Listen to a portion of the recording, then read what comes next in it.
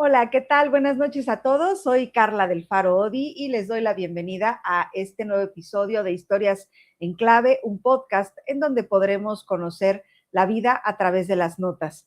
Y bueno, en este episodio nos vamos a Argentina. Nos está acompañando un referente internacional del laúd y del bajo continuo, con una trayectoria que atraviesa continentes, siglos de repertorio y múltiples formas de entender la música antigua. Durante esta charla íntima, profunda, vamos a recorrer su historia personal, su formación, su búsqueda como artista y su mirada sobre el presente y el futuro de la música. Isidoro Reutemann, bienvenido. Muy buenas noches, muchísimas gracias por la invitación y la verdad que después de escuchar tus palabras, qué responsabilidad sobre mis hombros. No, pues no dije nada que no sea cierto. Supongo que no, está bien. ¿Sabes? Igual muchas gracias por tus palabras. No, pues para eso estamos, además, para crear, como les digo siempre, un ambiente agradable en el que se sientan cómodos. Nos tomamos a tomar aquí un cafecito para poder platicar lo más a gusto posible y que, bueno, conozcan toda la labor que haces y pues la parte fuera del escenario, que también es muy importante. Entonces, bueno, pues nos vamos a arrancar con la primera, que es justamente tus recuerdos musicales, tu infancia. ¿Cuál es el primer recuerdo que tienes? En realidad mi contacto con la música es una cosa que apareció muy de casualidad. Yo vengo de una familia de clase media, padres trabajadores, y a mi mamá le gustaba escuchar cosas raras. Escuchaba folclore argentino, escuchaba tango, escuchaba Rafael. Ok. Y escuchaba discos de Jascha Heifetz. Ok. Buena Claro, mezcla. buena mezcla. Claro. O sea, el que sí tenía tradición musical, pero porque le gustaba, no porque hubiese tocado, era el papá de mi mamá, mi abuelo materno, al que yo no conocí. Ajá. Y yo me llamo como él. Él, por ejemplo, él vino a Argentina, de la zona de Ucrania, a principios del siglo XX, y él le gustaba la ópera, y fue el primer concierto oficial del Teatro Colón en la ciudad de Buenos Aires, en 1908. Wow. Ok. ¿Okay? Y él compró un violín, quería que el hijo estudie violín, pero el hijo no quería estudiar violín, o sea, tomó unas clases y no funcionó. Y yo quiero suponer que esté donde esté, debe estar feliz que un nieto de él es músico y le gusta lo que hace. Claro. El contacto mío con los instrumentos es muy de casualidad. Había una kermés en la escuela, yo debía tener 7 años, y justamente yo me descompuse y no fui. Y a la mañana siguiente, fueron mis padres y mi hermano, y a la mañana siguiente me dicen, ganamos una guitarra. ¿Perdón? Ganamos una guitarra. Y como hay un tango que dice la guitarra en el ropero, la guitarra estuvo en el ropero todo el año, hasta que llegó las vacaciones. Yo me peleé con mi hermano y, como si fuese un castigo, nuestra madre nos mandó a estudiar guitarra para hacer algo en el verano. Claro. Y empezamos con mi hermano. Él estudiaba toda la semana y yo tocaba bien. Y en poco tiempo el maestro la llamó a mamá y le dijo, me señala a mí y dice, él tiene talento. Ok. El otro tiene un submarino en la oreja. Un submarino en la oreja. Bueno, y mucho no duró mi hermano, y después, claro, él estudiaba, como yo no estudiaba, yo hacía lo que él hacía. Claro. Y cuando él dejó, se dieron cuenta que yo estaba engañando y no sabía leer música.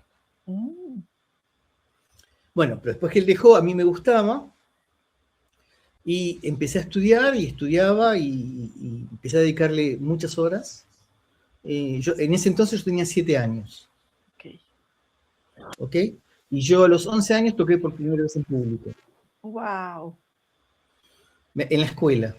Y después llegó un momento que yo quería ser músico, pero dijeron, usted no puede no ser universitario. Yo fui el mejor alumno de la escuela, tenía 9,95 de promedio sobre 10. Me acuerdo de la profesora de matemática, me dijo, usted, Reutemann, ¿cómo usted no va a ir a la universidad? Entré y como entré salí. Y yo dije, quiero ser músico. Y Claro. mis padres dijeron, eso no. Si vos querés ser músico, trabajá. Si Ok. vas a la universidad te pagamos, música no, porque no vas a tener de qué vivir. Oh, Entonces, empecé a trabajar, me compré unos instrumentos y bueno, así siguió la vida. En algún momento yo decidí irme al exterior, ok. porque yo quería ser músico y yo sabía que en Argentina como músico no iba a vivir, porque la guitarra no es un instrumento orquestal. Claro. Y me fui a Israel y estuve 18 años en Israel con un año y medio en Londres. Wow. Ok. O sea, yo oficialmente mi título, yo soy Bachelor of Music de la Academia Rubin de Jerusalén. Ok.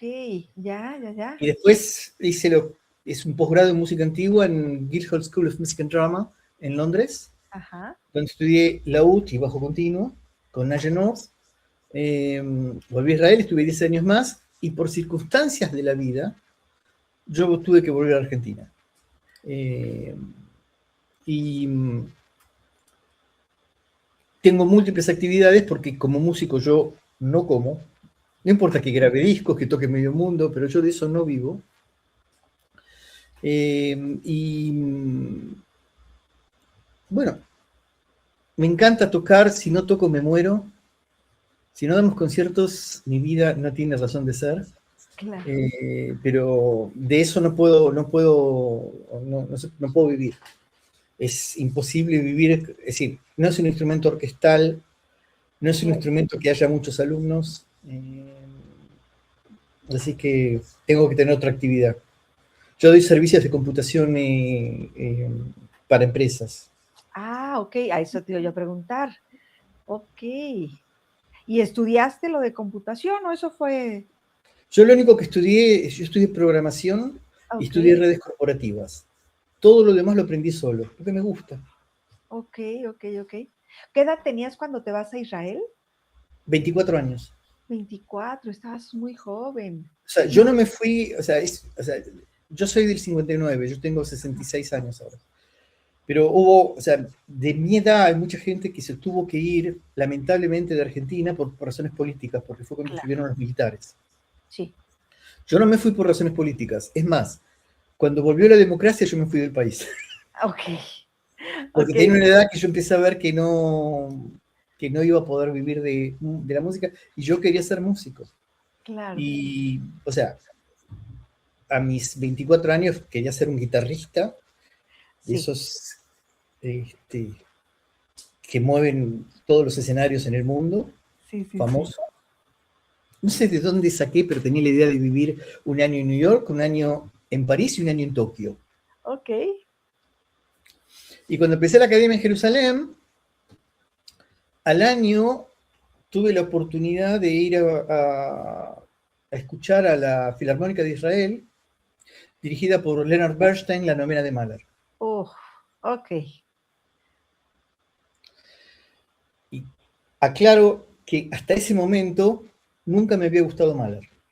uf, sí, Bueno, el shock fue tan grande, pero tan grande, pero tan grande, que después de 2 horas de ese concierto, la guitarra dejó de ser un instrumento y yo me quería morir porque no tenía lo que hacer de mi vida. ok, O sea, yo había pensado todo para ser guitarrista sí, y de repente no va más. Porque o sea, la guitarra, ojo, la guitarra es un instrumento maravilloso. Los sí. guitarristas me van a odiar después de esta charla, pero La guitarra es un instrumento maravilloso, pero parte de un problema importante que tiene la guitarra como instrumento es el repertorio. Okay. Porque todo lo que es hasta casi 1900, hay poco material que es para... O sea, la guitarra como se la conoce hoy en día es un instrumento de 1880 a 1890. Sí. Todo lo que es anterior, la guitarra no es el mismo instrumento. Y si no, son transcripciones de clave, de violín o de laúd. Claro. Y si bien la guitarra es uno de los instrumentos más populares y para los que más escriben música, parte del problema que tiene el instrumento, como todo instrumento armónico, es que quien no lo toca, cuando escribe, escribe mal para el instrumento. Ok. Entonces, por supuesto hay excepciones, Sí. pero la mayoría de la música está mal escrita para el instrumento. Por ejemplo, una de las obras más increíbles del repertorio es el Nocturnal de Benjamin Britten. Ajá. Y está mal escrito para el instrumento. Las obras de Castelnuovo Tedesco, por ejemplo, hay que reestructurarlas todas porque los acordes se los escribe para piano, no los escribe para guitarra. Ok. Eso te iba a preguntar, ¿por qué están mal escritas? Porque están pensadas... Es no sentir el placer mecánico que siente, por ejemplo, un pianista o un violinista y que sí Claro. siente un laudista. Pero yo Ok. para ese entonces todavía no sabía lo que era el laúd. Ya, ok. Para mí era una cosa lejana, o sea, te estoy hablando, yo terminé la academia en el 88. Y eso que yo te estaba contando de Bernstein fue en el 85. Ok. Y después yo volví a la academia, empezaba mi segundo año, y empecé dirección orquestal y composición, y me di cuenta que puedo ser bueno en las dos, pero composición no es mi medio, y escuché tantas historias de cómo los músicos de orquesta pueden tratar a un director que dije, yo no quiero eso para mí, Claro. porque pueden ser muy malos con un director. Y bueno, volví a la guitarra porque era lo que sabía hacer, hasta que conocí a una persona que me introdujo al mundo de la música antigua. Ella hacía workshops de danzas antiguas. Ok. Y me dijo, ¿por qué no tocas laúd? ¿Yo laúd? ¿Qué tengo que ver yo con el laúd? Para ese entonces... ¿Eso fue en Israel o ya en Eso fue en Londres? Israel. Ah, en Eso Israel. todavía fue en Israel. Ok, ok. Para mí el laúd era escucharlo a Julian Brim. Eso era el sinónimo de lo que era un laudista. Okay.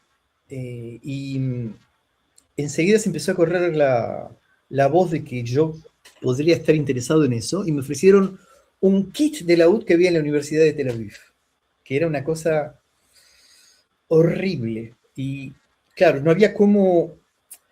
Es decir, cuando uno agarra un laúd por primera vez y no sabe cómo sentarse, es una cosa que empieza a patinar por todos lados, porque es una Okay. bocha, ¿no? Es como medio huevo. Y había un chico que me decían, ¿vos lo conocés a esta persona? No voy a nombrarla, pero ¿vos lo conocés? No. Él había tomado unas clases en Europa. Y siempre que yo lo llamé, nunca me quiso atender.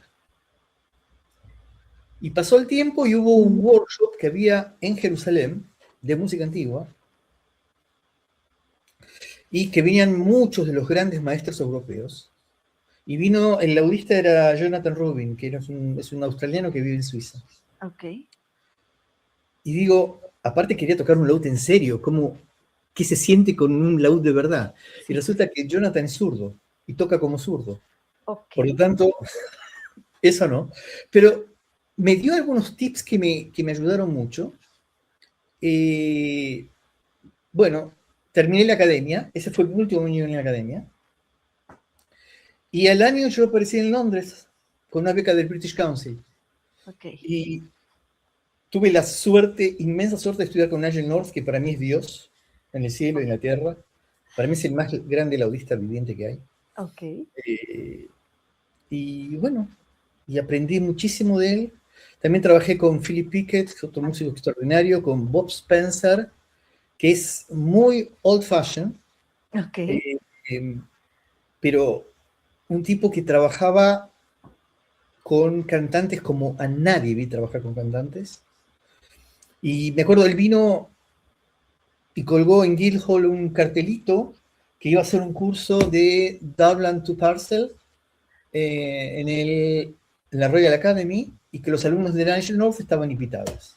Ok. Yo le pregunté a Nigel, ¿qué hago? Me dice, vas. Y fui. Aprendí un montón. Aprendí un montón. Bob era un tipo súper generoso, un extraordinario músico, pero old fashion. Ok. Y si él agarraba una cantante y tenía que enseñar el estilo, él no iba a forzarla a hacer, en ese momento se hablaba mucho de McCartney, y tampoco lo iba a hacer como María Callas, le iba a dar su personalidad con lo que tenía y ayudarla para desarrollarse. Y fueron unas enseñanzas maravillosas. La ventaja que yo tenía siendo alumno, estando en Londres, es que o sea, si bien yo tenía mi maestro y mi escuela, como que podías ir a todos los cursos de todas las escuelas. Ok. Y la generosidad que yo vi en Londres no la vi en ningún otro lado. No la vi no en Israel y no en Argentina. Nunca lo vi eso. Claro. Y por ejemplo, en Londres yo aprendí a decir no sé. Una Wow. de las cosas que fue increíble es decir no sé. Y después que aprendí eso, me di cuenta de la fuerza que tiene decir no sé. Y que no necesariamente voy a tener respuesta para todo. Claro. Y música antigua es una cosa que no tenemos respuesta para todo.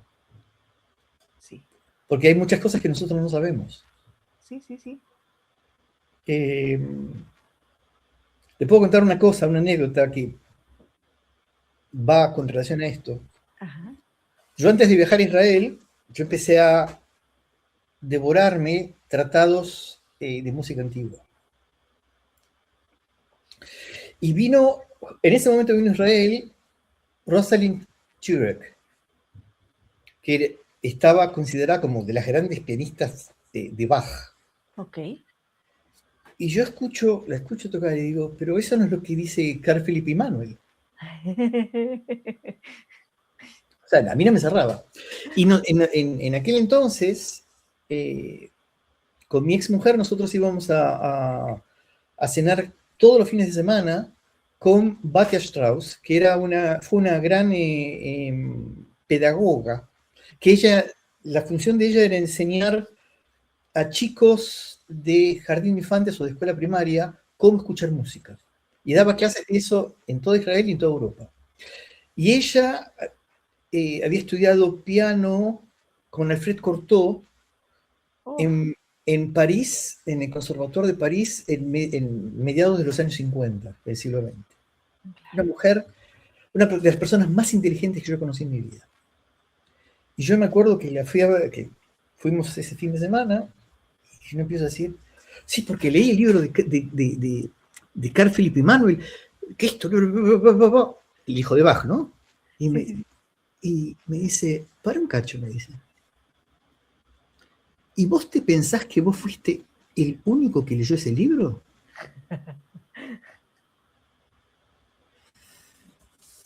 Y después viene y me dice enseguida, ¿y qué te hace pensar que vos tenés razón y el resto no? Uf, Eso fue, debe haber sido 1988. ok. Esa es una frase que tengo pegada acá Sí, y me sigue todos los días de mi vida. Cuando yo digo algo está mal o digo eso así no es, yo siempre pienso para adentro, ¿y qué me hace pensar que yo tengo razón y el resto no? claro. Tenemos como escucha a Gaby Conti, le mando Ay, un gran abrazo, que es una qué- gran amiga, querida amiga, divina. gracias a ella estamos juntos ahorita. Sí, sí, sí. Eso se lo agradezco especialmente. Y vos sabés que cuando me invitan a dar clases, yo siempre lo primero que hago es agradecer la invitación. Lo segundo que digo es que muchas de las cosas que me escuchen decir puede diferir mucho de lo que dicen los maestros de ellos y los libros de los que leen. Y que eso no me hace mejor músico que los otros. pero sí lo que muestra es que tengo una visión estética diferente del periodo. Claro. Y lo otro que siempre digo es que la función de ellos cuando me vienen a escuchar no es aceptar lo que yo digo. La función de ellos es escuchar y entender lo que digo. Y si no, que pregunten. Y después que hagan lo que quieran. Si les sirve bien, si no, somos amigos igual. Sí. Pero no tienen por qué coincidir con lo que yo digo. O sea, para hacer música no necesitas una licencia de médico, o abogado, o contador, contable, como lo llaman ustedes, o ingeniero. No necesitas una matrícula pública para hacerlo. A lo sumo, le provocarás dolor de oído a alguien, pero no más que eso. Sí. Y el problema es que cuando nosotros afrontamos música antigua, nosotros vemos partituras que se ven como partituras modernas. Okay. Son casi partituras convencionales. No es 100% así, pero es una partitura convencional. Parte del problema es que la estética de esos días no es la misma estética que los días de hoy. Ok. Entonces, la manera de interpretar eso y de leerlo no es la misma de lo que nosotros leemos hoy en día. O sea, lo que se escucha en general,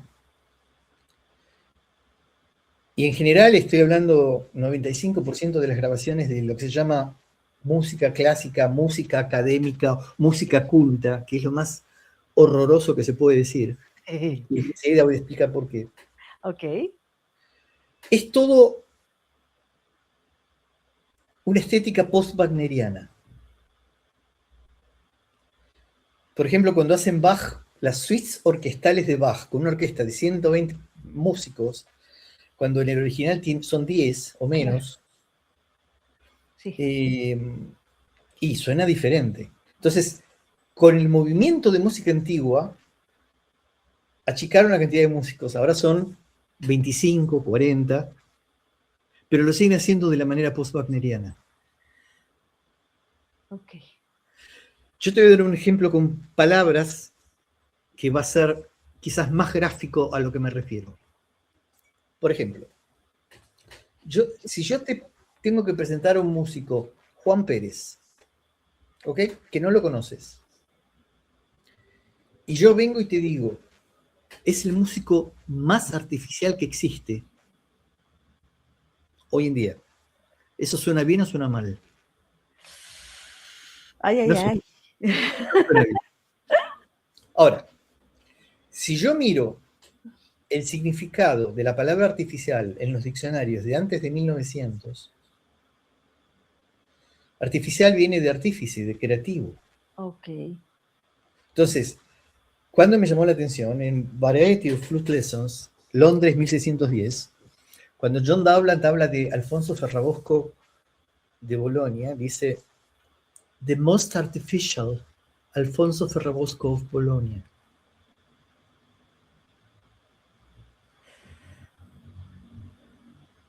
Y te empieza a cambiar un poco, viste, la estética. Por ejemplo, voy a seguir diciendo cosas para que haya gente que no esté contenta conmigo.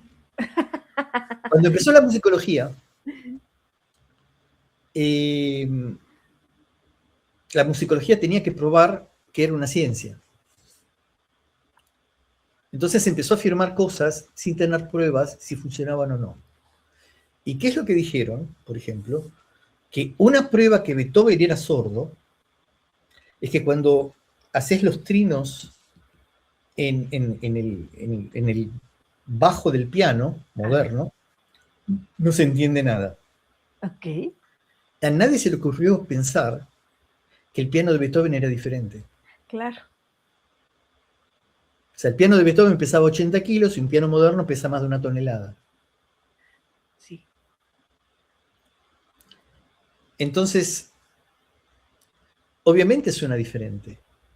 Y obviamente la estética es diferente. Sí. A nosotros nos enseñaban, y estoy seguro que muchos se van a sentir identificados con eso, que todos los sonidos en la escala tienen que sonar igual. Ah. Ok. Cuando en la épocas pasadas, todos los sonidos de la escala suenan diferentes. porque tienen diferente función, tienen diferente peso. O sea, por un lado nos hablan de la musa inspiradora del músico. Por el otro lado, en los conservatorios y en las academias nos enseñan que un músico es profesional cuando de 100 veces, 99 toca lo mismo. Okay. Porque puede repetir con esa precisión. Cuando nosotros hacemos música antigua, o como se dice, música del periodo preclásico, después se puede ver hasta dónde llega música antigua y vamos a tener un montón de problemas. Sí. Cuando nosotros hacemos música antigua, la concepción del periodo es que un músico es profesional cuando de 100 veces 99 lo hace diferente. Entonces yo puedo tocar una sonata de Corelli, hay sonatas que he tocado, no te voy a decir 1.000.000 de veces, porque obviamente no me van a creer, pero si te digo 500 veces, la puedo tocar todos los días y siempre me resulta como la primera vez. Claro. Y eso es una técnica que también se aprende. Sí. No sé, yo hablo, no sé. Si quieres preguntar algo. No, es que, ¿sabes qué? Que me estás contestando todas las preguntas conforme vas avanzando, así que adelante. Qué maravilla escucharte así. Está súper bien. Es que hay un montón de cosas, por ejemplo, todo lo que es música renacentista y barroca está basado en danzas, por ejemplo. A eso iba yo, pero dije, bueno, a ver, solito llega. O sea, yo tuve la oportunidad, cuando yo empecé, o sea, las clases en Guildhall, no sé hoy en día, pero en aquel momento estaba basado todo como si fuesen masterclass. Ok. Y cada maestro tenía un periodo diferente. Y una de las clases era danza renacentista y danza barroca, con Madeleine Inglehorn. Wow. Y yo veía que me iba al suelo todo el tiempo, cruzaba los pies, era un desastre. Y si hay algo que, o sea, los ingleses tienen esa cosa de que no te pueden decir que algo está mal. Okay. Entonces te decían, well done. Digo, pero ¿cómo me dice well done? Yo voy al suelo todo el tiempo, cada 2 pasos. Bueno, y enseguida empecé a tocar en las clases. Okay. Y después tuve la suerte de empezar a tocar en las clases de Philippa White, que a mi modesto entender es lo mejor que yo vi haciendo danzas barrocas. Ok. Y justo en ese momento ella empezó a hacer sus summer class, las clases de verano. Okay. Y yo fui, los primeros 5 cursos yo fui el músico residente del curso. Entonces, ahí aprendes a calibrar qué es lo que se puede hacer y qué es lo que no se puede hacer.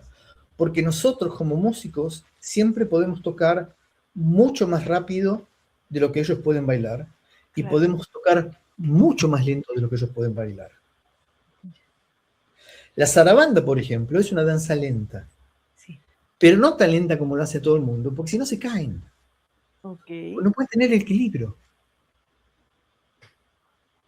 Y una de las cosas que tienes, por ejemplo, cuando tienes un montón de danzas, puedes tener, por ejemplo, saraband, minuet, jig en una misma suite. Uh-huh. Y puedes ver en las tres danzas puedes ver solamente un 3. Okay. Y obviamente las 3 no son iguales. Entonces dicen, pero ¿por qué tienen esas cosas en la notación? Porque en realidad era irrelevante lo que pusieran, porque todo el mundo lo bailaba. Sí. Entonces todo el mundo sabía lo que tenía que hacer. Por ejemplo, la gallarda es una danza renacentista. ¿Okay? Si es que ves un tiempo de compás, si es que lo ves, vas a ver un 3. Ok. Ahora, la gallarda es en 2.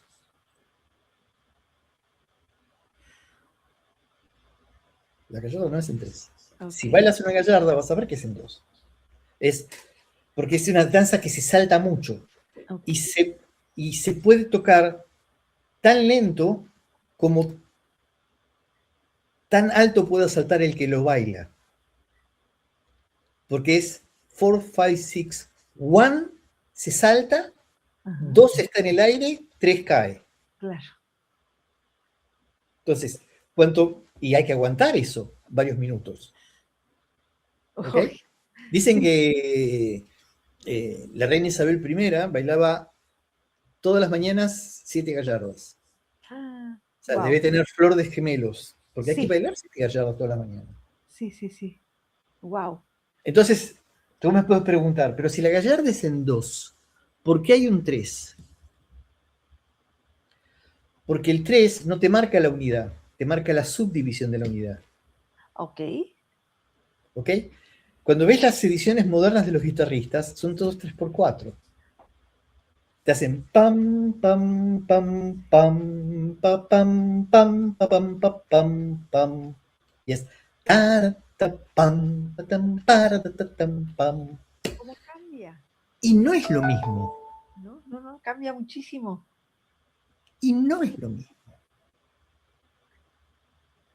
O por ejemplo, cuando agarras la suite, la quinta de cello de Bach, que es la 3 de laúd, que no es de laúd porque Bach no escribió para laúd, pero eso es otra historia. Por ejemplo, si agarro la versión de Rostropovich, no te estoy hablando un músico más, te estoy hablando uno de los grandes super músicos del siglo XX y parte del siglo XXI. Un Sí, músico extraordinario, un chelista de otro planeta. Si Bach escucha eso, no lo va a reconocer. Porque eso es una abertura francesa. Entonces, cuando viene la parte rápida es tam pam pam pam pam para ta ta pam pam pam pam y es tam para pam pam para. Todo es en one. sí, Música antigua es todo en uno y cómo divides ese uno. claro. Entonces Wow. se empieza a cambiar toda la estructura de lo que se escucha y lo que no se escucha. Sí. Por ejemplo, cuando a veces me invitan a dar charlas, por ejemplo, esa suite es una de las que yo siempre hago escuchar, la fuga en sol menor de Bach, pam, pam, pam, pam, para, pam, pam, param, pam, pam, pam, que son famosas. Es fácil de hablar porque tengo un montón de versiones mal hechas por músicos extraordinarios. Ok. Mal hechas, y tú me puedes decir, ¿cómo puede ser tan arrogante de decir que esos nombres lo hacen mal? Mal hechas para el canon de la época de Bach. Claro, sí, Si a alguien le gusta eso, que lo escuche, yo no tengo ningún problema. claro. Pero eso no es lo que hace Bach y no funciona como Bach. Por ejemplo, Desde el instrumento, ¿no? sí, sí, Claro. porque, mira, parte del problema es cuando hablas con un violinista moderno, él te habla de para abajo y para arriba con las arcadas. Porque hay una tradición de empezar para abajo y para arriba y para abajo. Ahora, yo le puedo preguntar a él, ¿por qué empieza para abajo si para arriba le suena igual? Porque es el entrenamiento de él, que para abajo y para arriba suena igual. Empiezan a discutir, la posición de ellos es absolutamente indefendible, porque si le suena igual para abajo y para arriba, por qué empieza de una manera o no empieza de la otra? Claro.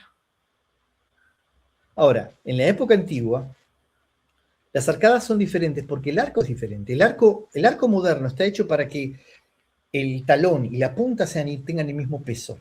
Ok.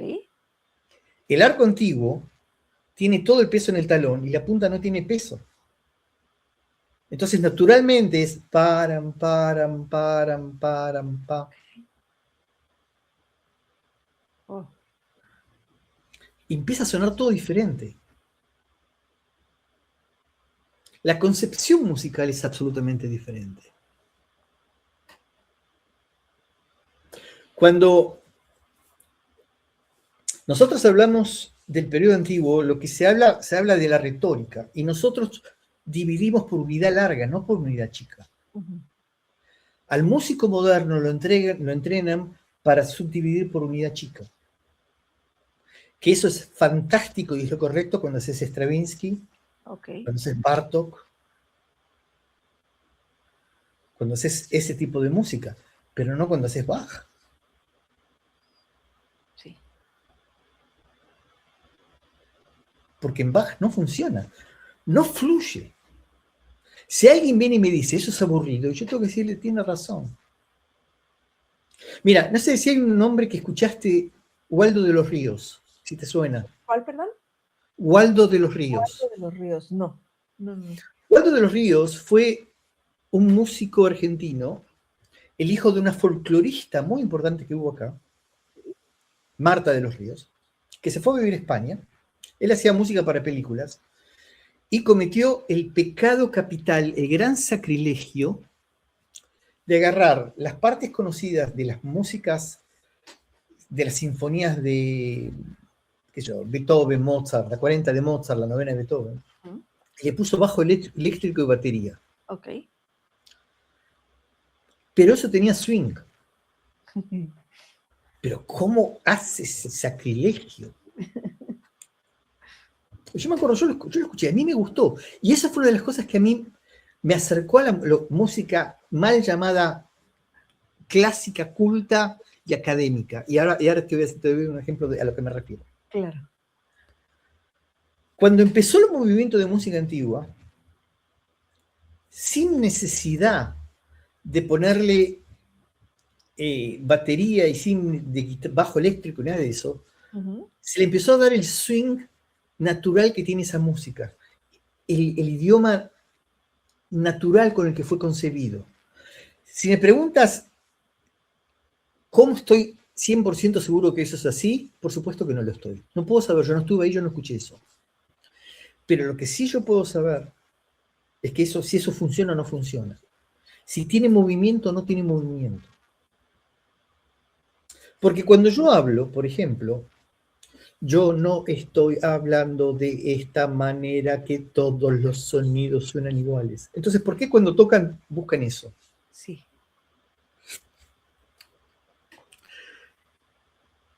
Voy a seguir acá, pero quiero ir a la parte de música académica y música culta. Por ejemplo, los lires de Schubert, las óperas de Mozart, música académica, música culta. Si había algo que en la época era la música popular, claro. los lires de Schubert y las óperas de Mozart. Todo el mundo iba a escuchar las óperas de Mozart. Sí. Todo el mundo quería escuchar los líderes de Schubert. Todo el mundo compraba los libros de canciones del audio John Dowland. Okay. No había cosa más popular que eso. ¿Qué me vienen a hablar ahora de música académica? ¿Qué es música académica? Sí. ¿La música es buena o es mala? Claro. Los Beatles es una cosa que va a perdurar. Hay muchas cosas, o sea, para saber si la música es buena o mala necesitas el filtro del tiempo. Y parte de lo que pasaba en la antigüedad es que la música era un bien perecedero que duraba muy poco. Hay un grupo que se llama hoy en día The Academy of Functional Music, ¿Sí? Un grupo inglés, que tomó el nombre de un grupo original, de la época de Haydn. Ok. En la época de Haydn, esa sociedad, The Academy of Functional Music, tocaba música que tenía 10 años de antigüedad. Porque la música en general no duraba ni un año. Sí. Entonces, la música fue evolucionando. Yo no digo que es mejor o que es peor. Lo que sí yo digo que fue evolucionando. Evolucionando quiere decir que va cambiando. Claro. Y el idioma que siempre se va conociendo es el idioma actual, de ese momento. Entonces, nosotros, ¿cómo sabemos qué pasaba antes? Porque cuando tú agarras un tratado de un momento determinado, en general, él no habla de ese momento, él habla lo que hacían mal todos los demás. Porque como fue cambiando el gusto, para él eso ya estaba mal. Sí. O sea, si quieres divertirte, los tratados de la época antigua es gossip, como se dice en inglés, un chismerío, todos hablan de todos, es muy divertido, son súper divertidos. pero a su vez son entretenidos, porque, por ejemplo, hay un libro, hay un tratado de 1702, Principio de Clavecín, es decir, Principios de Clavecín, que si lo querés, le querés poner un nombre moderno, parafraseando a Woody Allen, todo lo que quiso saber de la música antigua y no se animó a preguntar. Porque él habla casi de todo, menos, habla muy poco de digitaciones de teclado. Ok. O de cosas de teclado. Y en un momento él habla y dice que lo único que necesitas para hacer música es buen gusto. Ok. O sea, partamos de la base que todos tenemos buen gusto. Entonces, ¿para qué tengo que estudiar?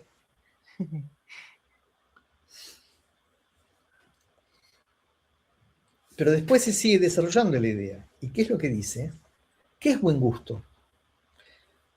Cuando empiezas a estudiar, elige un buen profesor, un buen maestro, estate con él 5 o 6 años, mama todo lo que puedas de él, absorbe todo lo que puedas de él, y a eso les pones tu buen gusto. Claro. Wow. Cuando tú vas en la antigüedad, por ejemplo, una de las cosas que caracteriza el bajo continuo es que nunca se hace igual. En particular, movimientos lentos. O sea, cuando yo estoy realizando, y yo realizo bajo continuo de un bajo, yo no tengo una parte escrita. Uh-huh. O sea, parto de la base que todo el mundo sabe lo que es bajo continuo, o quieres que lo explique. Si pudieras, para los jovencitos que nos están escuchando, sería fabuloso. En notación, cuando hoy se escribe, en general se escribe casi toda la parte que hay que tocar. Pero hay una cosa que es, como hacen los músicos de jazz, que muchas veces ponen letras que son acordes que se van improvisando sobre esos acordes.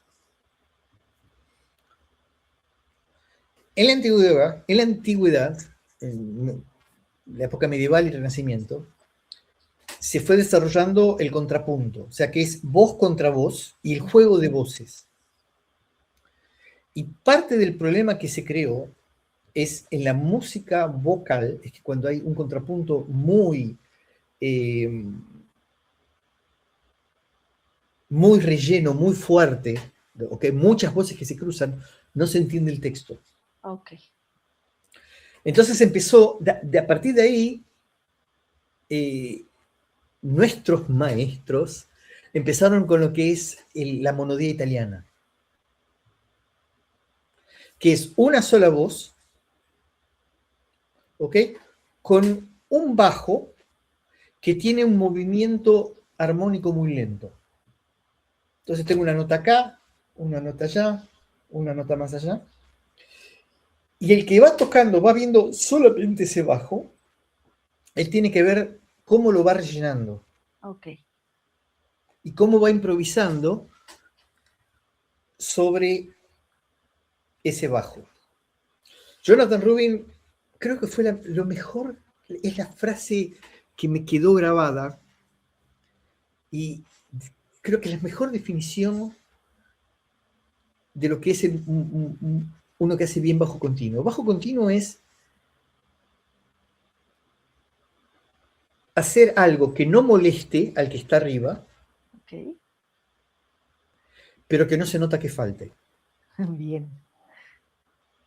Es ese equilibrio de estar todo el tiempo que del canto, o sea, canto puede ser un instrumento de solista, de canto o un cantante, que sienta que tiene dónde apoyarse, dónde sentarse y que no se va a caer, que no está solo.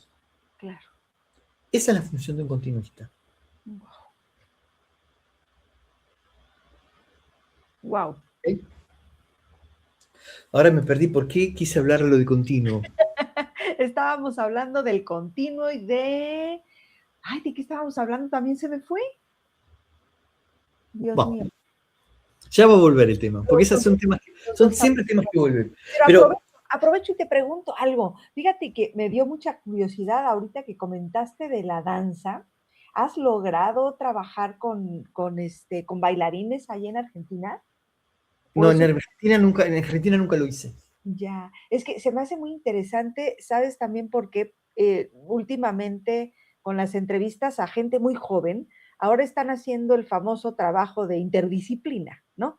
Entonces se jalan mucho a bailarines o se jalan artistas plásticos y una de las preguntas que te iba yo a hacer era justamente por qué la música antigua sigue siendo vigente, ¿no? Y bueno, yo creo que es justamente eso, está unida con esta tendencia ahora nuevamente de hacer esta parte del arte en conjunto, ¿no? Mira, la música antigua es un fenómeno relativamente nuevo. Ujú. Porque como te iba diciendo, como que se fue perdiendo porque no se hacía lo que quedó antes. O sea, piensa que Bach se empezó a hacer casi 100 años más tarde porque Mendelssohn de casualidad se encontró con una de las pasiones. Ujú. ¿Ok? Y hasta ese momento casi no se conocía la música de Bach. Sacando en ciertos círculos académicos, pero la música de Bach no se hacía. Y a principios del siglo XX empezó todo un movimiento importante, con dos escuelas muy definidas. Una fue liderada por Wanda Landowska, que fue una de las grandes pianistas de principios del siglo XX, que ella decía, ok, esta es la música, una vez que yo la tengo, es mía y yo hago lo que quiero. Y ella se hizo hacer un clave, que era más un piano que un clave, con pedales, con un engendro era eso. Pero bueno, era lo que había en esa época. Y había otra corriente, liderada por un músico belga que estaba viviendo en Inglaterra, Arnold Dolmetsch, que dijo, vamos a ir a las fuentes. Y vamos a ver cómo se hacía en ese entonces.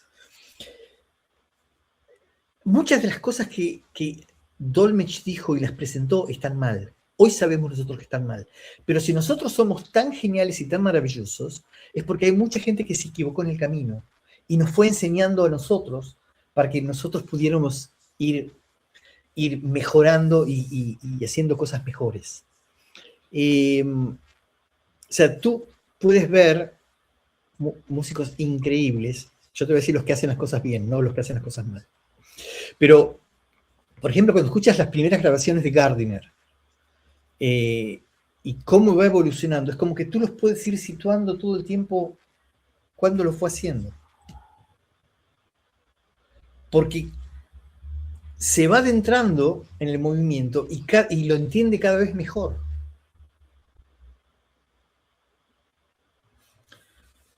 Yo no me ocupo de música medieval porque, en mi humilde opinión, y también mucha gente no va a coincidir conmigo, pero en mi humilde opinión, nosotros antes de 1500 es más lo que no sabemos de lo que sabemos. Ok. Y a mí me gusta tener más control sobre lo que hago. Por eso yo arranco de 1500 para adelante. Bien. Pero cuando tú escuchas grabaciones de música medieval, a veces se supone que es la misma música, pero no tiene que ver una cosa con la otra porque lo entienden diferente.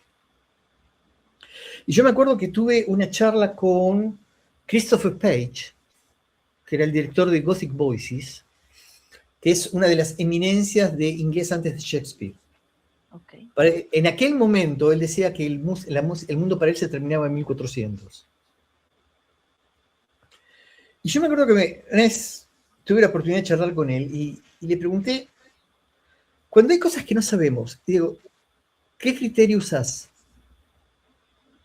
Sonrió y me dijo, es muy fácil.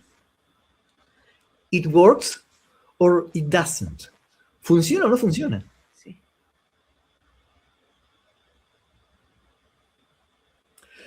Cuando yo estaba estudiando en Guildhall, yo iba a las clases del periodo clásico, que eso es hablar Haydn, Mozart y la primera parte de Beethoven. Ajá.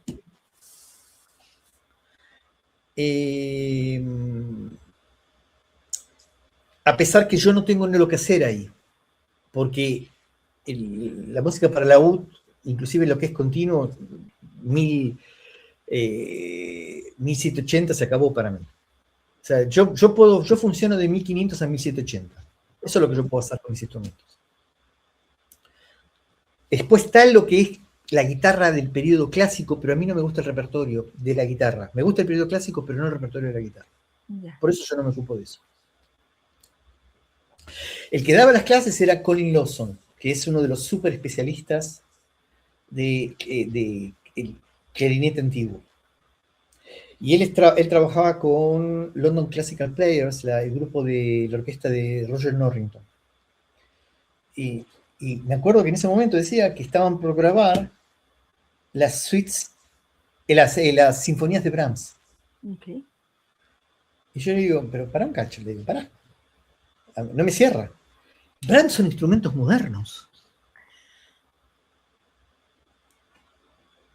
Entonces, viste, me mira, sonríe y dice, te lo digo como me dijo en el original, dice, we're going to try to play Brahms after Brahms and not Brahms after Wagner.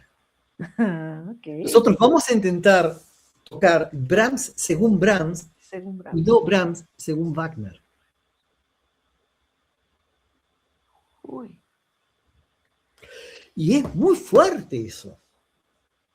Es muy fuerte eso. O sea, cuando hablas con los pianistas, por ejemplo, otros que me van a odiar, ellos siempre te hablan, viste, el touch del pianista, el toque del pianista. Okay. Cómo pone los dedos sobre él. Sí. Ahora, para quien no sabe exactamente cómo funciona el piano, vamos a explicarle el principio. El dedo aprieta una tecla. La tecla mueve un mecanismo que levanta un martillo que pega en el mismo lugar de la cuerda. Siempre en el mismo lugar de la cuerda. O sea, lo único que yo puedo tener control cuando yo aprieto la tecla es si, con cuánta fuerza le pego, si va a sonar más fuerte o más suave. Claro. Pero yo no puedo cambiar el color. Mm. Porque no cambio el lugar donde pego en la cuerda, que es que siempre va a sonar con los mismos armónicos. No cambio el material con que le pego y no cambio con el movimiento con el que le pego. Sí. Entonces, ¿de qué touch me hablan? Sí te van a odiar. O sea, todos discuten, dicen, no, porque yo no estoy diciendo que sea musical o que no es musical. Yo estoy hablando de una sola nota. No me digan que ser musical es una sola nota de piano. ¿Ok? Yo digo, si viene Rubinstein, Horowitz, Barenboim, Martha Hitch o un gato y hacen así y pegan, no puedo diferenciar quién lo hizo. Sí, yo puedo diferenciar la frase en un acorde, todas las notas juntas. Sí. Pero el sonido, el efecto de cómo se pega, cómo se produce el sonido, sí, ¿no? Es de manera indirecta. En cambio, si yo hablo a un guitarrista, por ejemplo, el guitarrista puede, o laudista, lo que sea, él puede elegir dónde le va a pegar, cómo le va a pegar a la cuerda, cómo va a pulsar la cuerda, va a depender de la forma natural del dedo, de la forma de la uña, okay, qué tipo de sonido va a tener. Sí. ¿Ok? En el violinista, ¿dónde va a apoyar el arco? ¿Cómo lo va a apoyar? ¿A qué velocidad? Todo eso sí, pero no en el piano. Sí. Ojo, el piano es un instrumento maravilloso, es una cosa increíblemente bella de otro planeta, pero no sirve para todo. Wow. Me hiciste así. ¿Cuál es tu instrumento? Piano. Cantas. Me hiciste el cerebro así. Qué genial. ¿Qué estás pensando? Mira, yo te doy un ejemplo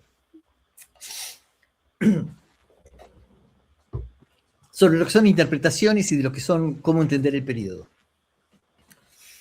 Una de las obras predilectas, de las cuales más me gusta dar una charla, es la Quinta Sinfonía de Beethoven. es casi imposible encontrar a alguien que no lo haya escuchado alguna vez. Pero la gran mayoría no vio la partitura, sacando músicos orquestales. Ok. Y no todos la tienen presente.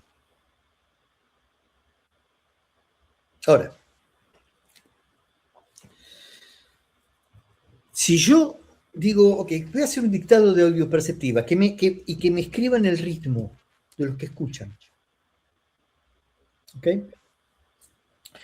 Y del comienzo alguien no me escribe un tresillo, yo lo repruebo. Ok. Porque todos te hacen ta, ta, ta, tam. No todos, el 99%. Cuando yo hago escuchar unas 10 o más versiones, ¿no? Y obviamente de la que menos me gusta a la que más me gusta. Sí. Y la primera, que siempre elijo, o que me gusta elegir, es Pierre Boulez con la Filarmónica de New York. Ok. O sea, para el que no sabe quién es, Pierre Boulez, primero fue uno de los grandes compositores de música aleatoria y de música moderna, digamos. Y uno de los tipos que tenía mejor escucha en todo el planeta. Y la Filarmónica de New York es una de las top orquestas del mundo. Y él lo hace súper lento. Él hace ta, ta, ta, tam, ta, ta, ta, tam. Y cuando ves los videos, lo que ves es que bajan la batuta y después ta, ta, ta, tam. Y dices, ¿pero por qué baja la batuta y empiezan después? Claro. Para el que no conoce la partitura, está escrito 2x4, es silencio de corchea, una corchea suelta y dos corcheas juntas, compás y una blanca con calderón o fermata arriba. ¿Okay? Pero después vas a escuchar taparapa, taparapa, taparapa, taparapa, taparapa, taparapa. Entonces, ¿por qué al comienzo es ta, ta, ta, tam? Porque tocan los tres sonidos iguales. Sí. Pero no es lo que está escrito. Porque la articulación no es la misma, es taparapam, taparapam. Sí. Wow. Hola. Sí. Qué bárbaro. Ese es el mundo de la música antigua. O sea, mira, hay unos videos donde Barenboim explica ciertas obras. Son videos de 5 o 6 minutos. Uh-huh. Y hay uno que él habla sobre Clair de Lune, de Debussy. Uh-huh. Y en la charla, eso fue para una charla que yo di para Gaby Conti, cuando fue la pandemia, que empezó, en ARPEM empezó a armar actividades online y daba charlas. Y nos invitó tanto a Gabriela Galván como a mí varias veces para dar algunas charlas. Y esa fue una de las obras de las que hablé. Y una de las versiones que yo hice escuchar, después de eso, es la versión del mismo Debussy. Y un chico después, que yo hablé y expliqué, dijo, pero a mí me gustó la otra versión. Si te gusta o no te gusta, yo no discuto eso. Sobre gusto no hay nada escrito. Ahora, si me preguntas, ¿si eso está bien? No. Porque no es lo que está escrito y no es lo que quiere. Fue del curso de Bongo Musical, dice Gaby Conti. Así es. O sea, no es. Cada uno puede hacer lo que quiera con eso. Y si le digo, y si tú lo quieres tocar así, y hay gente que te quiere escuchar tocándolo así, pues hazlo. Claro. Pinja Zuckerman, por ejemplo, dice de los que hacemos música antigua, que él lo que haría nos llevaría a un puente con un río abajo, nos ataría una piedra en el pie y nos tiraría para que estés seguro que no volvemos. Qué barbaridad. Porque en definitiva, si lo que nosotros decimos tenemos razón, todo lo que ellos hacen está mal.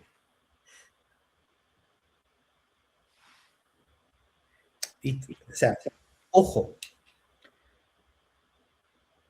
es un violinista extraordinario y flor de músico. Pero no puede ser el mismo approach para todo. Sí. Porque no funciona. Porque la sintaxis no es la misma. La manera de expresarse no es la misma. Por ejemplo, el otro día estuviste con Gabriela Galván. Uh-huh. Bueno, ella toca flauta moderna y toca flauta barroca. Ahora, cuando la flauta moderna es un instrumento que está hecho para que en todo el registro suene igual. Suene bien, suene claro. ¿Ok? Naturalmente la flauta barroca en todo el registro no suena igual. Y tiene tonalidades que suena brillante y tiene tonalidades que suenan muy oscuro y muy suave. Por la manera que está hecho el instrumento. Entonces, cuando tú haces una obra antigua con una flauta moderna, claro, lo que te pierdes es todo el color interno de eso. Sí. Y aunque quieras, te va a sonar igual, porque el instrumento está hecho para que suene igual. Sí. Wow. Entonces te dicen, esa música es aburrida. Y si la hacen de esa manera, y tienen razón. Yo no puedo decir que no tienen razón. Sí. Cuando escuchas, por ejemplo,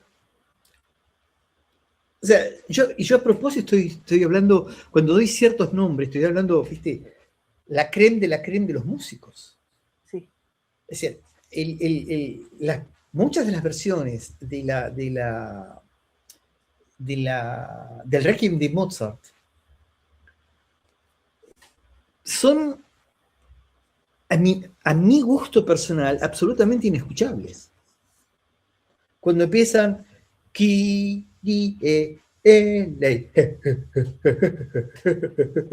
no se mueve. Sí. No se mueve, no va ni para atrás, para adelante. Cuando escuchas la versión de Gardiner, vuela. Sí. Y no solamente vuela, sino que tiene, la frase es frase. Tiene comienzo, tiene un punto de estrés y tiene una cosa que llega a destino. Mira, no sé cuánto tiempo tenemos, pero hay una cosa que me gustaría explicar. Ay, adelante, yo estoy fascinada. Digo, siempre me llevo mis clases gratis aquí además. Gracias. Pero mira, por ejemplo, uno de los grandes libros de armonía es el libro de armonía de Arnold Schoenberg.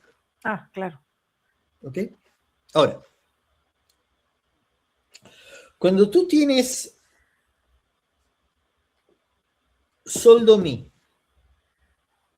sol, si, re, do, mi, sol, él te pone sol, do, mi, te pone primero 6, 4. Ah, claro. Después te pone quinto, primero.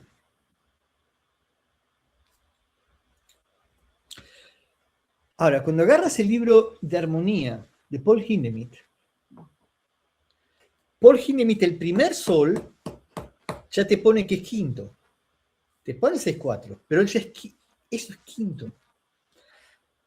Que está en tensión, resuelve, sol, si, re, y va primero. Ahora, ¿cuál es la diferencia? Que yo uno aflojo y en el otro no. Es daram, pam. En cambio, si lo hace Schoenberg, como es todo igual, es dam, pam, pam, y no se mueve. Es estático. Claro. Estás pensando, ¿eh? Es que está increíble. Está increíble. Mira, cuando tú tienes, por ejemplo, a nosotros nos enseñan que nosotros tenemos que tocar o cantar toda la duración de la nota como está escrita. Ajá, sí. ¿Ok? Si tienes la palabra amore, es amore. Tengo una negra y dos blancas. sea, si yo hago todo igual es amore. Pero cuando yo la digo es amore. Entonces, a pesar que la segunda es una blanca, ¿ok? Yo no, o sea, tiene que durar una blanca, pero no necesariamente tiene que haber sonido toda la blanca. Va a ser un poco más de una negra. Eso es lo que se llama articulación. Claro. Sí. Entonces, en el barroco lo que se habla, cuando lees a Carl Philipp Emanuel, lo que te dice es eso, de las notas buenas y las notas malas, las notas largas y las notas cortas. O sea, la genialidad de Glenn Gould, uno de los grandes pianistas del siglo XX, sí. ¿okay? Fue darse cuenta que todo lo que estaba haciendo el establishment con Bach estaba mal. Así es. El problema que la solución de él también está mal. Ah, caray. Porque él fue todo con nota corta. No es lo que está escrito. No es el idioma de la época. Wow.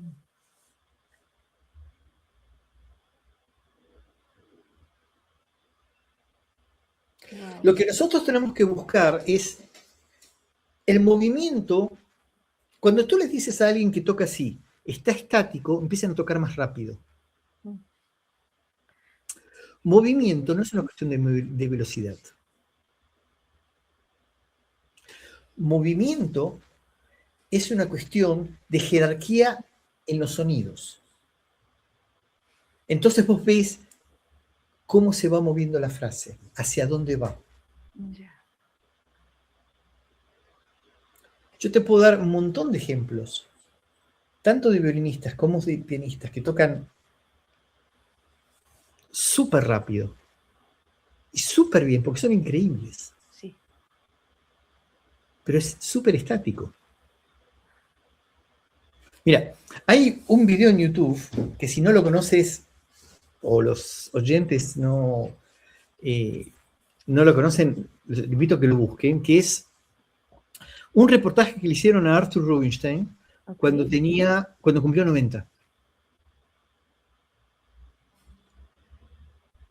Era un genio, un sabio, un tipo de otro planeta.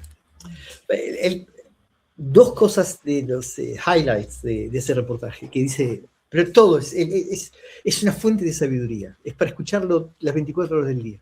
Okay. En un momento le dicen, ¿qué tiene usted para decir a aquellos que dicen que usted es el mejor pianista del mundo? Dijo, es una tontería eso, no existe eso. ¿Qué es el mejor pianista? Mira, dice, fui a ver una exposición de Rembrandt y digo, este es el mejor, no puede haber alguien mejor que él. Después fui a ver una de Vermeer. ¡Oh, qué genio! No puede haber otro mejor de él. Después le fui a ver a Velázquez. No puede haber otro mejor. O sea, cada uno tiene lo suyo, tiene las cosas del artista, del que tiene. El artista es el que tiene algo para decir. Eso es arte. Sí. Puede ser más provocador o menos provocador, pero tiene eso que lo hace diferente. Eso es un artista. En hebreo hay un juego de palabras que es muy, muy interesante, que es Oman y Uman. No importa, es Aleph, Baf, Mem, Nun. Pero en la segunda letra, el punto es arriba o el punto es en el medio. Oman es con el punto arriba, cuando es la O. Es con el medio. La diferencia es, Oman es el artista con todo lo que nosotros entendemos que es el artista. Es el que es diferente, el que tiene algo para decir.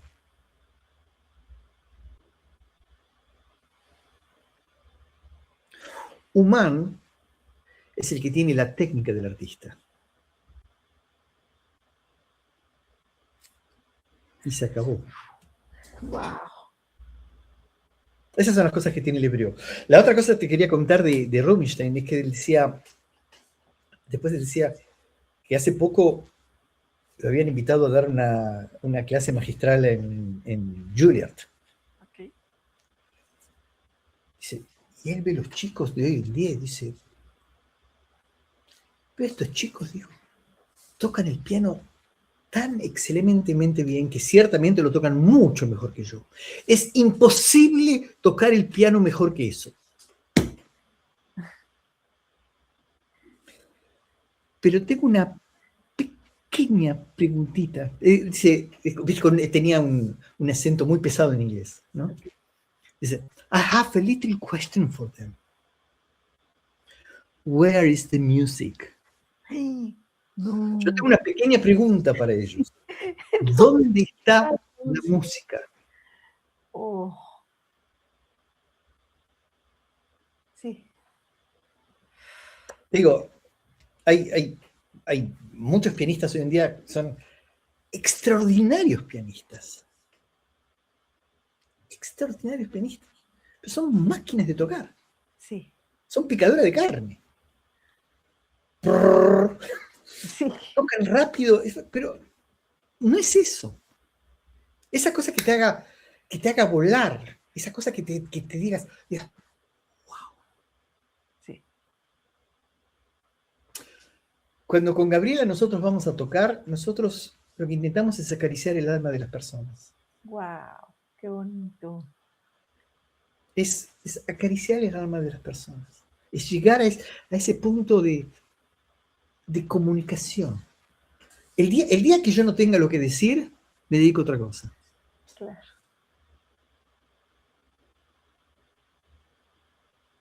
Hola. No, pero siempre vas a tener algo que decir. Y oye, a ver, Isidoro, tienen la página donde tienen a este dúo fabuloso, y estuve escuchando Corelli, pero ¿no has pensado en hacer cápsulas también explicando todo esto tan maravilloso para que no se pierda esta experiencia? Siempre empezamos, mira, yo siempre digo, nosotros estamos, el conocimiento es para compartir. Sí. Yo no me lo voy a llevar, el día que me vaya, viste, yo no me llevo nada conmigo. Sí. ¿Ok? El que tenga ganas de venir a preguntar, acá estamos. Claro. Yo no me guardo nada. Y eso lo aprendí con la generosidad de los maestros en Inglaterra. Lo vuelvo a decir. La generosidad es Nigel North, Phil Pickett, Steven Preston. Steven, por ejemplo, él iba a las librerías, y en Inglaterra, viste, cuando agarras un libro y tiene una marquita, ya lo venden el 50% menos. Entonces, de repente, él trajo On Playing the Flute, de Quantz. Dijo, estaba re barato, ¿quién lo quiere? Yo se lo compré. Ok. O sea, no se guardaban nada. Sí.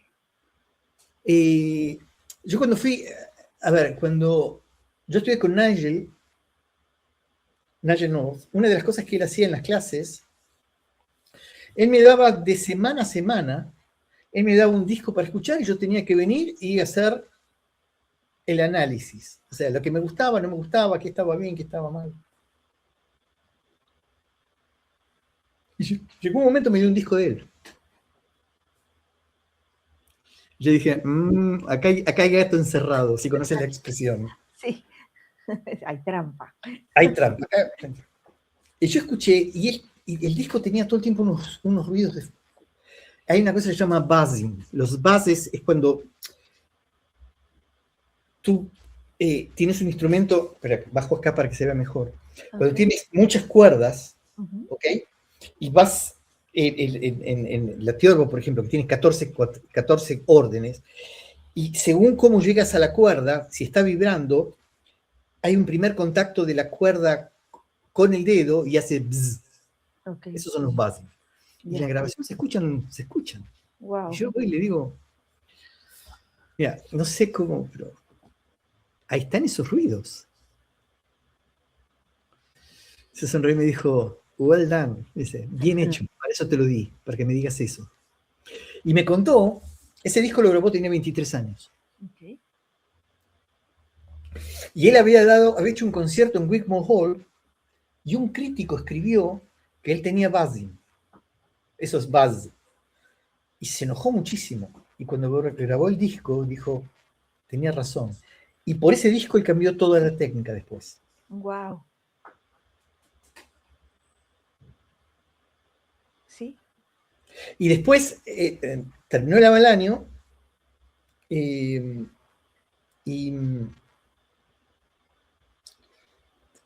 yo me volví a Israel. En aquel entonces no había internet, no era lo que había ahora, no había IMSLP que simplemente dices que y está ahí, está todo ahí. Hoy, por ejemplo, si tengo que buscar una partitura y tardo más de 2 minutos en encontrarla, la descargo y la imprimo. Okay. No pierdo tiempo, porque está ahí. Sí. En aquel entonces no había partituras. Había que ir a las bibliotecas y no eran de fácil acceso. Y los CDs recién empezaban. Te estoy hablando 1990. Sí. ¿Ok? Y me acuerdo, me dijo, ok, en estas 2 semanas te doy la llave de mi casa, yo no voy a estar. Puedes fotocopiar todo lo que quieras, puedes grabar todo lo que quieras. Wow. Y me dijo, solamente el fin de semana del medio, no quiero que estés porque yo vengo, o sea, él se iba toda la semana a Austria, Okay. venía a Londres solamente para cambiar instrumento y volaba al día siguiente a España. Esos 2 días, dice, no te quiero ver, me dice. Ok. Bueno, piensa que cuando yo me fui de Inglaterra a Israel, cuando yo volví me llevé 120 kilos entre libros y fotocopias y discos. Wow. 120 kilos. Sí. Wow, wow, wow. No. O sea, leí muchas fuentes. A ver, esto es leer fuentes, cotejar, y después te vas haciendo tu idioma, qué es lo que quieres, el periodo. Claro. Yo te voy a decir lo de siempre. Mira, yo nunca discuto. Cuando alguien me dice, a mí me gusta esto, end of discussion. Claro. Se acabó. Yo no tengo que hablar con él. Ahora, si me preguntas si está bien o mal, hablemos. Claro. A mí nadie me va a mover ni un ápice de lo que yo pienso hasta que me demuestren que yo no tengo razón. Si me demuestran que estoy equivocado, se acabó y adopto eso. Claro. Yo no soy el dueño de la verdad. Yo soy el dueño de mi verdad. Y yo vendo lo que yo creo que está bien. Sí. Si alguien más lo quiere adoptar, bienvenido. Y si no, no. Sí, sí, sí. Pero para tirar algo de esa naturaleza tendríamos que leer y trabajar lo mismo que has trabajado tú, ¿no? Adquirir conocimiento para después. Mira, a veces hay una cuestión de lógica que va más allá, de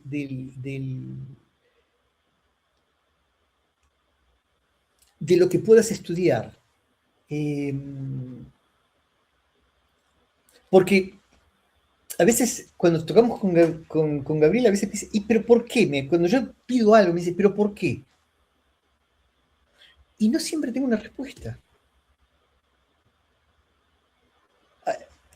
Es decir, no es porque lo digo yo, es porque con tanta experiencia, es eso. Sí. Porque funciona. Cuando yo digo algo, porque estoy convencido que funciona. Y yo una cosa que yo siempre digo, cuando alguien viene a estudiar conmigo, nadie tiene que hacer lo que yo digo. Puede o no. Okay. Pero lo que sí me tiene que convencer. Porque una de las cosas que es muy diferente en música antigua al concepto moderno, que el concepto moderno cuando el maestro viene y dice esto es así, todo lo demás no sirve, es una basura. Él es el único que tiene razón y todo lo demás no. Claro. Después viene otro y te dice, eso es una basura y esto es así. Sí. En música antigua no es así. Lo que tú aprendes es a manejarte en un carril determinado. Lo que está dentro de ese carril está bien. lo que está fuera de ese carril está mal. Por ejemplo, los franceses decían que había dos cosas que no se... Estaban franceses en la época 1700, 1800. Los franceses decían dos cosas que no se pueden enseñar. Bajo continuo e inegal. Inegal es cuando tú tienes, por ejemplo, corcheas, no se tocan como corcheas. ¿Ok? Cuando inegal, la idea de que no sea egal, que no sea igual, es que no sea serial. Okay. Entonces, cuando alguien viene y te toca el inegal como corchea con puntillo, semicorchea, en lugar de para, te hace pam, pa, pam, pa, pam, pa, pam, pa, pam, eso está mal. Porque cambias la serie, pero sigue siendo serial. Que vas moviendo un poco para acá, un poco para allá, y vas hablando, vas haciendo tu discurso en función de eso. Entonces los franceses decían, eso no se puede enseñar. Y continuo tampoco se puede enseñar. Porque no es que yo tengo un acorde determinado, tengo una nota, o sea, cuando yo tengo una nota, yo tengo números o no, que si no los tengo implícitos. Claro. Si yo tengo un do y no tengo nada arriba, es do, mi, sol. Sí. ¿Ok? Si yo tengo un 6, es do, mi, la. Ok. Por ejemplo. O sea, a mí lo que me marca es todo lo que sale, todo lo que es fuera de la triada es lo que me tienen que marcar. Esos son los números que aparecen. Ya. Entonces, pero por ejemplo, cuando yo hago continuo, depende de lo que hace el otro de arriba, de lo que hace en el canto para ver cómo voy a llenar, depende del sonido que tengo en donde estoy, del eco que hay, depende cuántos somos los que hacemos continuo. Porque cuando tengo un trío sonata y de repente veo 5, digo, pero ese es un trío, ¿por qué hay 5? Porque el trío implica que hay dos de canto y uno de bajo. Okay. Pero el continuo pueden ser 3 instrumentos. El típico continuo francés es gamba, tiorba y clave. Okay. Los 3 tocan de la misma línea e improvisan sobre la misma línea. Entonces, hay muchos factores para saber qué es lo que voy a tocar. Por eso te dicen, no se puede enseñar. Entonces, de todas maneras, ¿cómo lo enseñaban? Ellos te decían lo que había que hacer. Cuando tocabas te decían lo que estaba mal y lo que no puedes hacer. Okay. Entonces te empiezan a cerrar ese camino y vas tienes un margen dentro de lo que te puedes mover. Dentro de ese margen, lo que hagas va a estar bien. Eso no quiere decir que una no sea mejor que la otra, eso es otra historia. Pero por eso te digo, a mí no tienes que hacer lo que yo digo, pero me tienes que poder convencer. Claro. Y obviamente no puedes estar fuera de esos límites. Sí. Porque todo lo que está fuera de esos límites definitivamente está mal. Si yo tengo 6, 4, 5, 3 y la resolución o las apoyaturas las hacen todas igual, está mal. No es una cuestión estética. Eso está mal. ¿Tú lo quieres hacer? Ok. Es tu problema, no el mío. Pero eso está mal. Sí. Definitivamente está mal. Por eso muchas de las cosas que se hacen, por ejemplo, Bach, Mozart, Beethoven, están mal hechas. Porque tocan todos los sonidos iguales. Claro. Cuando tú haces, por ejemplo, Stravinsky, la consagración de la primavera, que te hace pa, pa, pa, pa, pa, pa, pa, pa, pa, pa, eso está hecho para unidad chica, él marcó los cambios de ritmo todo el tiempo, los cambios de compás, para que se acentúe de esa manera brutal. Eso funciona así, pero Beethoven no funciona así. No es el mismo aire, no es el mismo lenguaje. Claro. Buscar eso ahí no funciona. Wow. Yo quiero que duermas hoy la noche, ¿no? Te veo muy preocupada. No voy a dormir. Tengo ganas de bajarme esos tratados.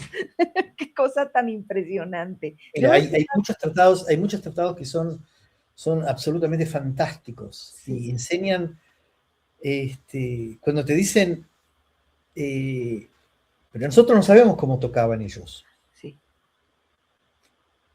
No sabemos el 100% de lo que hacían ellos. Obviamente que no. Porque aparte ellos mismos no tocaban 2 veces igual. Claro, sí. Pero nosotros sabemos, pero muchos sí sabemos mucho más de lo que te dicen que sabemos.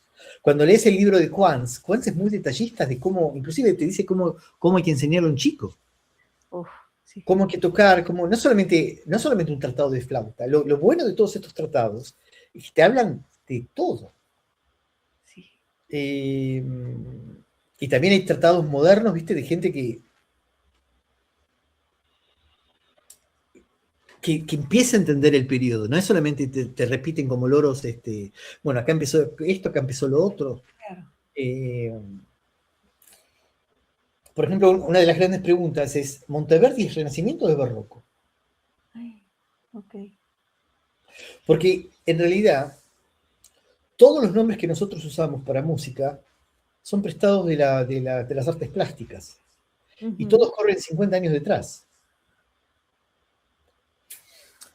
En general te dicen que alrededor de 1600 empieza la ópera, la monodía italiana y el bajo continuo.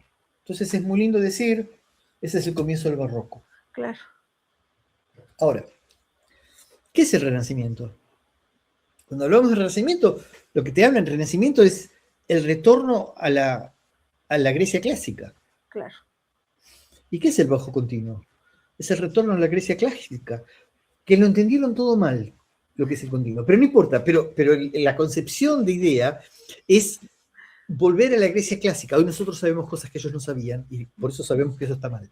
Como concepto. Ahora, si el bajo continuo es el retorno al ideal de la Grecia clásica, ¿por qué lo llaman barroco y no renacimiento? Entonces, una vez charlando con Roberto Gini, es un genio, es un italiano que toca cello gamba y es un continuista fantástico, en clave, director de orquesta también, músico de los que tuve la suerte de tocar con él. Y una vez charlando con él me dice, mira, o sea, que mi planteo es lógico y está bien hecho, me dice. Pero me decís, si barroco es bomba, Monteverdi es bomba. Okay. Hay un libro muy interesante de Gary Tomlinson que dice Monteverdi and the End of the Renaissance. Ok. Para mí la concepción de Monteverdi es renacentista y no es barroca, que es el punto de vista. El barroco, si quieres, de cierta manera, es cuando las voces empiezan a ser absolutamente independientes. Sí.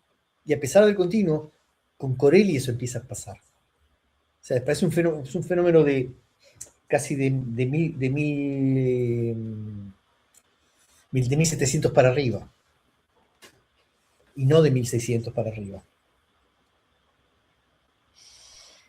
Porque el bajo continuo no es, en general, la mayoría de las veces, en el 600 italiano, es un bajo que tiene un ritmo armónico muy lento. No es un bajo independiente y no es un bajo imitativo, la mayoría de las veces. Que sí lo va a hacer en el barroco. Los italianos son mucho más inteligentes que nosotros en ese aspecto, porque ellos dicen directamente 600, 700, 800, ¿viste? Y no se meten en ese tipo de discusión. Y es mucho más correcto hablar así. Es más, cuando nosotros hablamos de barroco, en la época no llamaban barroco eso, no les interesaba. Barroco es un término del siglo XIX cuando miran para atrás. Sí.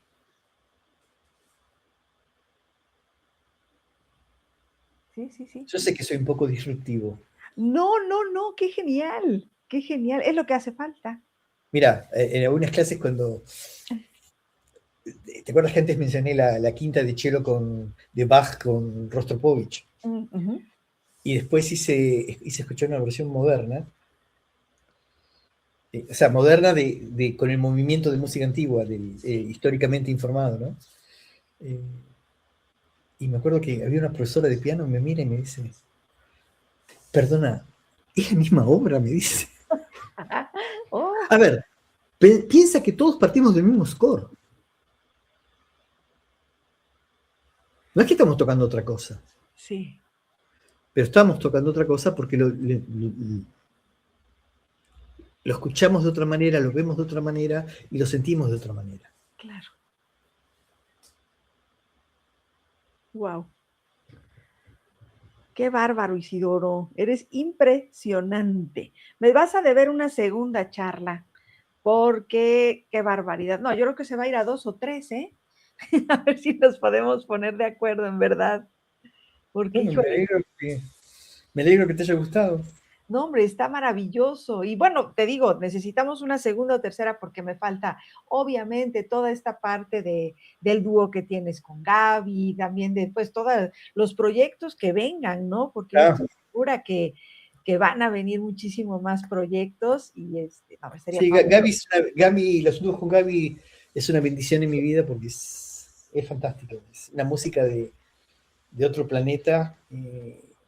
Y bueno, nos llevamos muy bien y nos encanta tocar juntos. Y la verdad que yo desde que estoy con ella dejé de tocar solo. No me interesa tocar solo ahora. Claro, Me fascina ser continuo. sí. No, pues espero que vengan mucho más proyectos y te digo, nos tenemos que poner de acuerdo nuevamente para poder hablar de todos estos proyectos. A lo mejor podría tenerlos a los dos juntos, eso estaría fabuloso para Eso que se puede. Si la sí, convences, no hay ningún sí, problema. la voy a convencer, sí o sí. Lo que no quiero es aburrir a los No, oyentes. pero ¿cómo se Se van te a van a ir del ciclo. no se aburren, es que digo, es algo tan valioso lo que nos estás compartiendo. Y repito, yo siempre, bueno, este espacio es justamente para conocerlos, conocer qué hacen fuera también de la música, pero además, como te dije hace ratito, me llevo mis clases gratis y todos lo ven así, y a los chicos les gusta tanto, porque bueno, son espacios también pensados no solamente para músicos, sino para jóvenes que están interesados o que están comenzando en la música y créeme que es algo cautivante. Entonces, lo que nos acabas de contar, digo, vale oro, vale oro. Y voy a estar haciendo pequeños cortos para compartirlos pues, con todos en las ¿Ok? redes. ¿Ok? ¿Eh? Es libre, puedes hacer lo que quieras con ello. Pero yo quiero volver a recalcar una cosa Sí, que te dije, creo que al comienzo, es eh, que todo lo que, o mucho de lo que han escuchado acá, difiere mucho de lo que están en los libros y de lo que dicen la mayoría de los músicos y de los maestros. Porque lo que yo digo, yo pertenezco a una minoría, no somos mayoría nosotros, claro. pensando así.